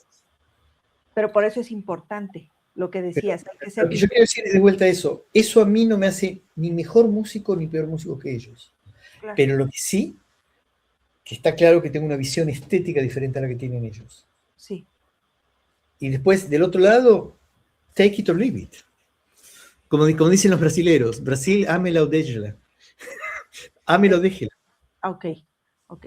Te lleva a la reflexión, justo, justo. Y yo creo que eso es lo Yo más lo que importante. quiero es que piensen, Sí, nada más. Yo hago eso. Después, si les sirve, bien. Y si no también les sirve, porque saben que eso no lo quieren. claro. Descubrieron algo que no lo quieren. Y eso también es importante. Saber Sí, que no quieren también es importante. sí, sí, sí, sí. Y cambia la visión completamente. Y como O, te decía, también dan ganas de saber más. mira, cuando yo me acuerdo cuando yo llegué a Londres para estudiar, eh, había un montón de grabaciones que me gustaban, ¿no? Decía, estaban buenas. Pero después que aprendí lo que aprendí, muchas de esas grabaciones no las podía escuchar más. ¿Por qué? Y porque me entendí que estaba mal hecho, que no funciona así. Y cuando escuchaba otra cosa decía, wow. Mira, una vez yo di una charla sobre Amarili Miabella de Caccini. Hice escuchar 15 versiones diferentes.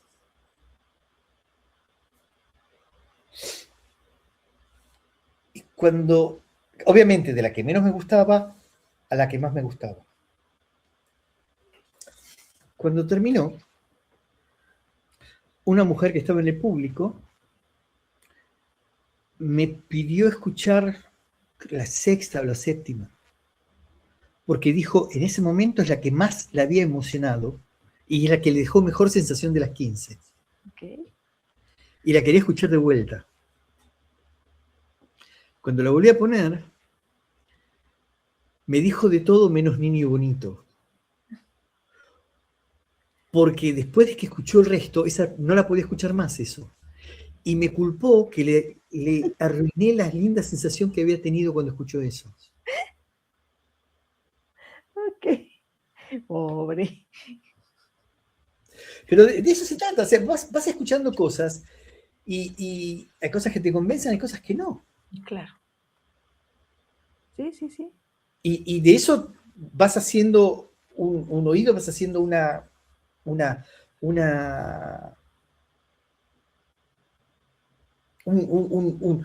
un idioma, un modo de vida, un modo de hacer música eh, que también va evolucionando y va cambiando. Ujú. Si me preguntas, por ejemplo, el primer disco que hicimos con Gaby lo hicimos en el 2015. Y si me preguntas qué me parece ese disco, yo creo que el disco es excelente. Pero hoy no me representa, yo hoy no toco así. Ok. Porque hoy lo escucho diferente, lo veo diferente. Pero está bueno, de verdad que está bueno. Sí, sí, Pero no lo sí. voy a grabar de vuelta, porque hay un montón de cosas que quiero grabar. Y como grabar es caro, no Claro. grabamos todo el día. Yo no tengo un sello discográfico, lo que nosotros grabamos lo pagamos nosotros. Ya. O sea, yo no soy como Barenboim que grabó la sonata de Beethoven 4 veces. Claro. Yo no tengo esos sellos discográficos detrás. Sí. Así que Debería tú. Pregunta última, antes de dejarte descansar. ¿Cómo clasificarías entonces a la música si no la podemos, bueno, a toda esta música, si no la debemos llamar culta, clásica o académica? O solo por periodos? no te va a gustar lo que yo te voy a decir. Ok, Música, música. o es buena o es mala. Ok, ok. No es una cosa de periodos. O sea, si quieres clasificarla por periodos, Ujú, decir que esto es, qué sé yo, idioma de tal o de la música barroca, o sea, mira, tienes un paquete que se llama música barroca, ujú, ¿ok? La música italiana y la música francesa se odiaban ellos. ujú. Los, los, los franceses decían de los italianos, espera, primero al revés, los italianos decían a los franceses que tocaban todo así, amanerado, pipí, cucú, y los franceses decían de los italianos que lo único que saben hacer es tocar rápido. Ok, Y tienes Bach que no tiene, o sea, todo tiene un poco de todo, pero nada tiene que ver con nada. sí, O claro, sea, pero todo se llama barroco porque se lo pone dentro de una misma bolsa. claro. Mira, la música es buena o es mala. A nosotros nos pasa que a veces, o sea, muchas veces todos tocamos lo mismo. Y todos buscamos algo original que sea bueno y que no haya tocado a nadie. Y en general, cuando encontramos una colección que nadie tocó, dijimos, wow, algo nuevo. Y después sabemos por qué nadie la tocó. Porque no es interesante. Es muy raro que encuentres algo que sea interesante y que casi nadie lo toque. Nos tocó, por ejemplo, de vez en cuando sí pasa. Por ejemplo, nosotros tocamos, hay unas sonatas de Matheson. A Matheson se lo conoce más que nada como un teórico de la época y como un crítico musical de la época. Es Händel, Bach, Telemann, de esa época es. Tiene unas sonatas que son de una belleza indescriptible. No las toca nadie. La música francesa, por ejemplo, nosotros ahora hacemos en el disco hacemos una sonata de Leclerc. Leclerc casi no se grabó. A Leclerc lo llamaban el Corel italiano. La música de Leclerc es una de las músicas más bellas que existen. Y casi no se grabó. Ok, O sea, todos graban Bach, todos graban Händel, Telemann. eh, pero hay un montón de músicas que son joyas O sea, todos cuando hacen Vivaldi hacen todas las 4 estaciones. Ay, claro. O sea, una de las colecciones más famosas de Vivaldi es el Pastor Fido, que no es de Vivaldi. Ok. El Pastor Fido es... espera, ¿cómo me olvidé el nombre? Cedeville, Ok. que escribió el estilo de Vivaldi porque no podía vender la música de él. Y publicó eso y por eso cobraba. Ya.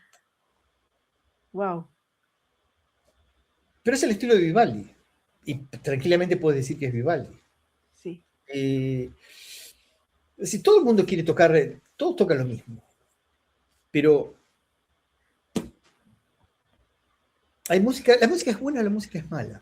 Inclusive hay canciones, o sea, Serrat es un clásico. Ok. Y no es música clásica. Sí. Por eso que me pregunta, música, ¿qué es música clásica? Sí. Sí. Si quieres decir que es del periodo clásico, porque se lo llama clásico, porque a alguien se le ocurrió ponerle clásico, llámalo clásico. Pero clásico es todo general. O sea, yo hago música clásica. Yo hago de 1500 a 1780. Porque sé los periodos de mi instrumento. Claro. Y te digo, podría ser más tarde con la guitarra clásica. A mí no me gusta el periodo. Porque la música, lo que es la música en serio, los guitarristas me van a matar. Pero para mí lo que es música en serio es la que no, es la que Mozart, eso, Haydn, Beethoven, eso es el periodo en serio. Sí. O sea, con todo el respeto del mundo, o sea, comparar la música de Tárrega con la música de Brahms, que es el mismo periodo, Sí. y no es lo mismo. Sí, sí, sí. Los guitarristas no pueden soportar cuando digo eso, me odian. Pero no es lo mismo. Claro. O sea, comparar, ¿por qué todo el mundo toca Beethoven? ¿Por qué casi no hacen otra cosa? Porque Beethoven porque tipo es Beethoven. Garantía de éxito. Pero mira, por ejemplo, Carl Philipp Emanuel, Bach, casi no se toca. Y tiene música. Nosotros hacemos. Tiene algunas sonatas para continuo que nosotros hacemos con Gaby. Es música de Esteja. Wow. Hay mucha música así, pero de vuelta, ¿la música es buena o es mala? Claro. Mira, yo te decía antes que la música era un bien perecedero que apenas duraba un año. Sí. ¿Ok? El Opus 5 de Corelli, que son las 12 sonatas para violín solo, se publicó por más de 100 años. Wow. Más toneladas de copias, porque hay muchas de las músicas que llegaron a nosotros en la época eran copias a mano. Porque no, imprimir era carísimo, el papel era caro, Sí. el proceso de impresión era muy complejo, para imprimir siempre se necesitaba el permiso real. Sí. Imprimir no se podía imprimir cualquier cosa y no se podía imprimir así, y todo iba de boca en boca. Es decir, Händel, mira, por ejemplo, el Opus 1 de Händel se publicó en Ámsterdam, en París y en Londres. En una época que no había internet, no había CD, no había disco, no había nada. Sí. Ahora, Händel era un tipo súper famoso, Telemann era un tipo súper famoso, Bach era un desconocido en la época, porque Bach no publicó. A Bach se lo conocía en los círculos eclesiásticos y en los círculos académicos, pero no, y se lo odiaba además porque decían que era old fashioned. Ok. Wow. Qué interesante. Qué interesante. Me alegro. Ay, Isidoro, de veras, nos vamos a tener que poner de acuerdo para una segunda ronda. Batiste récord. Casi 2 horas. Fabuloso y ni la sentí. Eres increíble, en verdad. Y me lo dijo Gaby, ¿eh? que me la iba yo a pasar bomba contigo. Y en verdad, excelente, Mira, excelente. yo vi Muchísimo. el programa con ella y yo tenía miedo porque la vara quedó muy alta después de lo que hiciste con ella. Es que cada uno tiene lo suyo, Isidoro, cada uno. Siempre, fíjate que desde que empecé con la primera entrevista, termino y vivo aquí con mi madre y le digo, no hay mejor entrevista. Viene la segunda y lo mismo. No, no hay mejor entrevista. Tercera, lo mismo. Eres Rubinstein hablando de los pintores. Claro, es que todos tienen tantas cosas tan interesantes que aportar. Y que es un mundo. Maravilloso, es maravilloso. Para el judaísmo te dicen que la persona es un mundo y su todo. Claro. Cada persona es un mundo y su todo. Así es. Y de ahí, créeme, de ustedes siempre he sido una roba energía, pero de ustedes en verdad me alimento tanto. Bienvenida sea. Me permite seguir. Absolutamente bienvenida. Es decir, Muchísimas vuelvo y te digo, o sea, lo que nosotros hacemos es para compartir, ¿no? Claro. No, hombre, te agradezco muchísimo. Y te digo, estoy ahorita escuchando, siempre trato de, además de escucharlos en el spot y en el YouTube, a cada uno para, pues, conocerlos, ¿no? También en lo musical. Y no, hombre, maravilloso el trabajo y estoy desde el lunes, porque, bueno, el lunes tuve a Gaby, el martes tuve a Gaby, ¿no? Entonces, bueno, he estado empapándome de todo esto y fabuloso, en verdad. No sabes cómo te agradezco, sobre todo, la generosidad de compartir todo lo que sabes, todo lo que has hecho. Es lo que hicieron, es simplemente es volcar y devolver lo que hicieron con nosotros. Pues seguramente Gaby también te dijo eso, porque es la generosidad que tuvieron con ella, la generosidad que tuvieron con nosotros, que tuvieron conmigo. Mira, nosotros estuvimos ahora en un viaje, fuimos a ver estuvimos en París el año pasado y lo estuvimos con Philip Pickett, por ejemplo, y también tocamos para él y se puso a trabajar con nosotros con una generosidad. Wow. Fue divino. Aprendimos un montón. Es eso, es compartir. Música es para compartir, no es para. Nosotros somos. Yo no soy un ser superior al resto, somos uno más. Claro. Nosotros tocamos al mismo nivel, yo toco para que la gente disfrute a nivel. El mismo nivel. O sea, entiendo que a veces hay que estar en un escenario si es una sala grande porque si no de atrás no ven. Claro. Pero más allá de eso, si me preguntas a mí, yo prefiero tocar en el llano. Yo toco para la gente. Sí. En la época se tocaba para la gente, todo se veía en los ojos. Sí. Yo tocaba para ti, tú tocabas para mí. Claro. Y es esa devolución que había permanentemente. Sí, sí, sí. Give and take. Y este espacio va de lo mismo, y el espacio va de lo mismo, te digo, para que también conozcan esa otra parte, me parece muy importante, y fue pensando también, como te decía yo hace rato, en los jóvenes, porque, bueno, ahora con tanta información que tienen, me parece muy importante bajarlos a ustedes del escenario para que les platiquen, se motiven y en verdad quieran hacer más cosas. Y por eso, nuevamente, gracias, Isidoro. No, por favor, solamente déjame decirte una cosita claro, más y ahí claro, prometo. Claro. No, claro, no hay problema.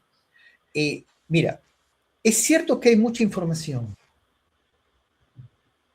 pero ojo porque no toda la información es buena. Porque te dicen la maravilla que es la inteligencia artificial. Y la inteligencia artificial es maravillosa. Sí. Pero es maravillosa cuando tú sabes lo que estás haciendo y lo puedes interpretar. No cuando esa es la fuente de toda razón y justicia. Claro. Sí. Porque a veces se equivoca y se equivoca mal. Sí. Lo último, prometo. Con Gaby nosotros tocamos una de las afinaciones que usamos, hacemos mesotónico en La 400. Ok. Y para no hacer la tabla manual, digo, más si se la pido a la inteligencia artificial, le pongo del ala, mesotónico, en la sonata, la escala cromática, que me dé. Y yo pongo eso y veo cómo empieza a escribir, digo, wow, qué maravilla, qué genial. Y de repente empieza la 400, la octava tiene que terminar en 800. porque siempre es el doble. Ajá. Termina 627. Wow. Ok. Le digo, te equivocaste. Ay, perdón, ya te lo arreglo. Perdón, no me di cuenta, perdón. ¿Viste? Te ponen, porque te contesta como un humano. Ok, volvió a hacer la tabla, terminó en 648. Ok. Ahora, si yo no sé de lo que estoy hablando, lo tomo eso como si está bien y ya está. Claro. Te digo, te puede ahorrar mucho tiempo, es realmente genial, pero no todo lo que está ahí es bueno. Claro.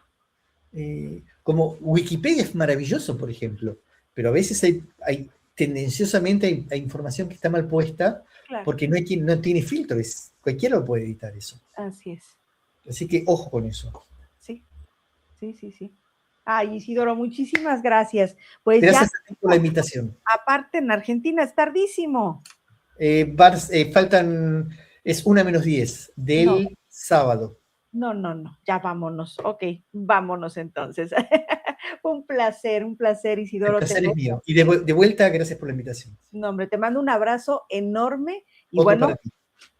estamos pendientes para una segunda vuelta. Estamos en Muchísimas contacto. gracias. Buenas noches. Chao.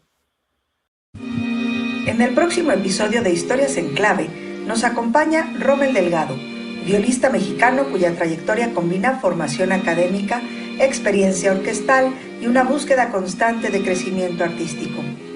Desde sus inicios en Jalapa hasta los principales festivales de música en México, Estados Unidos y Latinoamérica, Rommel ha construido un camino marcado por la disciplina, la sensibilidad musical y el trabajo colectivo dentro de la orquesta. Hablaremos de sus comienzos con el violín y la viola, de la vida dentro de las grandes orquestas, de los concursos, los escenarios internacionales y de su actual etapa como intérprete y estudiante de doctorado. Una conversación cercana sobre vocación, constancia y el día a día de un músico profesional en el México actual. No te lo pierdas en vivo por YouTube, solo en Historias en Clave.